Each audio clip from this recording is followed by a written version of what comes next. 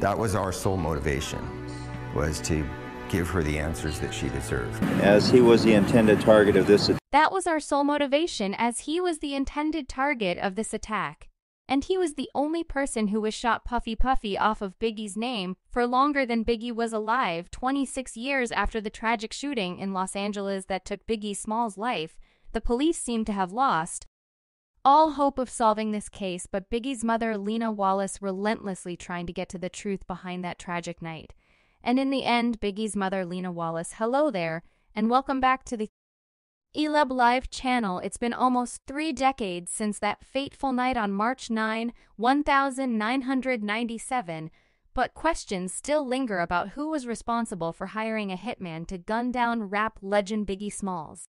While several people have been accused and some high-profile figures have been named as the organizers of this crime, no arrests have ever been made. However, Biggie's mother, Valletta Wallace, is now coming forward with new revelations, and it appears that in light of recently reopened investigations, Valletta has always suspected Diddy of mistreating her son, and despite signing Biggie as an artist and working with him, it felt like the music mogul was using him to get revenue. In her book, she mentioned that Biggie mistakenly believed that Puffy was his friend, but the truth is that Christopher accepted the illusion of a friend and mentor for about $25,000, which is the amount Puffy lured my son with.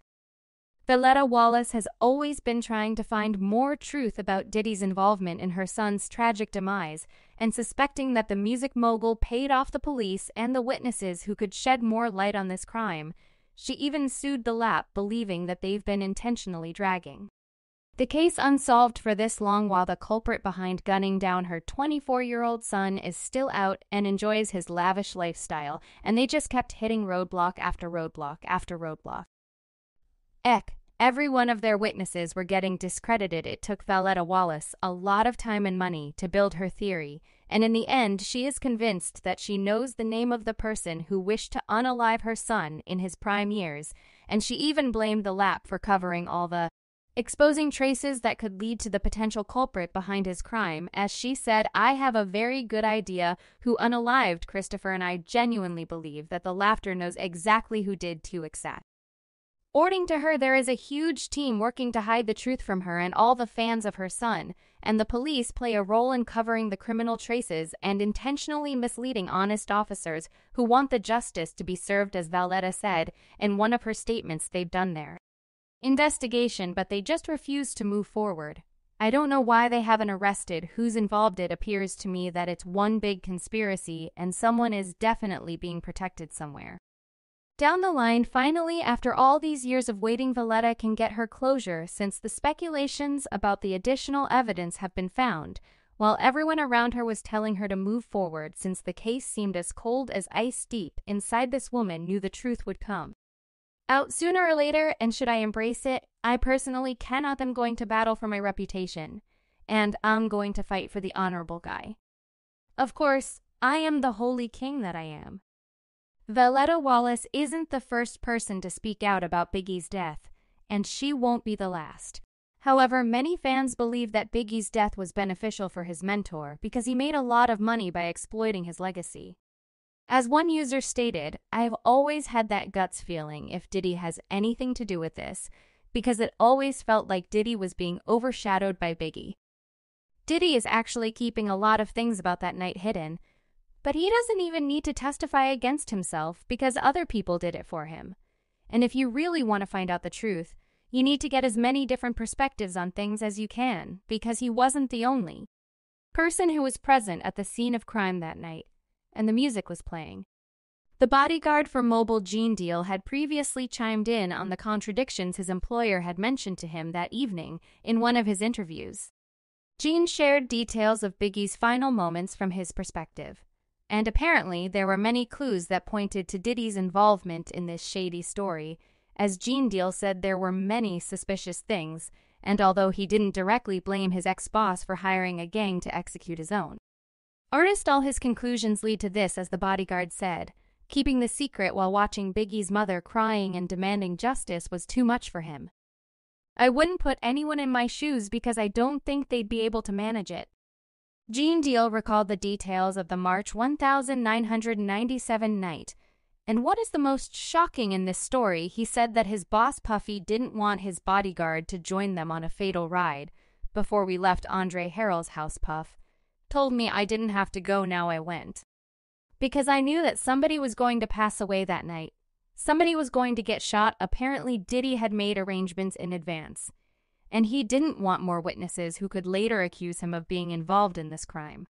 It just hurt because they lied too much, man, if by letter should be lies the way they put it together.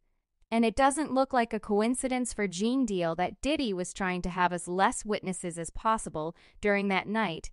And here's another clue that make everyone, including Valletta Wallace, believe that Biggie's fatal shooting was the result of his cruel mentor's plan. According to Gene Deal, the late rapper planned to leave Bad Boy Records behind for a better deal elsewhere just before his tragic demise. Biggie had plans to depart Bad Boy in exchange for a more lucrative agreement for more than $60 million. Deal stated that he saw Big's Bad Boy contract while watching Diddy's briefcase during a flight, and it was only $250,000. So by making this sinister move, Diddy ensured that the world would remember Biggie as a Bad Boy Records artist forever, allowing him to legally use his music and earn money on his name.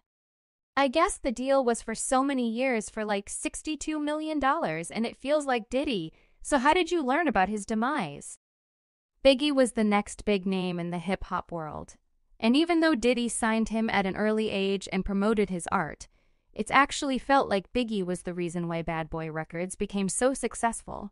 So it's natural that the rapper felt like he was solid enough to go on his own and earn way more money that the music mogul had been offering him. So Valletta Wallace now thinks that money is the only reason why her son is now 6 feet under, and it makes her infinitely sad to see Diddy using it. He fruits of her son's labor, as she said. Any mother who has lost a child knows exactly the devastation I feel. It's the worst pain in the world, and one that I wouldn't wish upon my worst enemy. Now her only hope that the new investigators will be honest and unshakable under Diddy's generous offers or threats, because everything she ever wants to be at peace is to see this man behind the bars.